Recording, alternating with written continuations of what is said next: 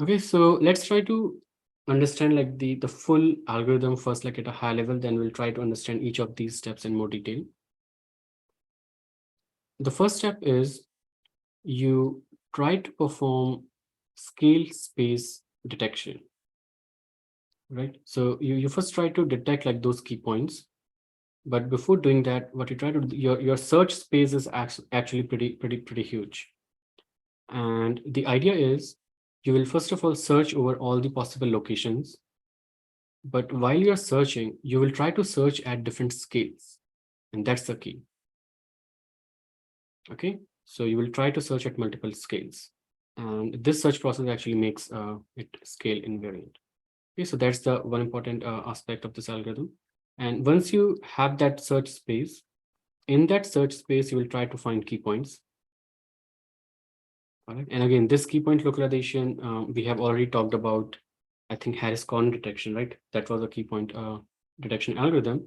So this step you can just replace with Harris corner detection or any other key point detection algorithm. It doesn't matter.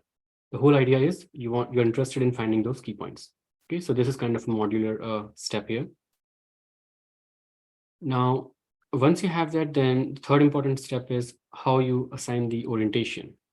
Okay, so for each key point, we also need what's the orientation of this key point.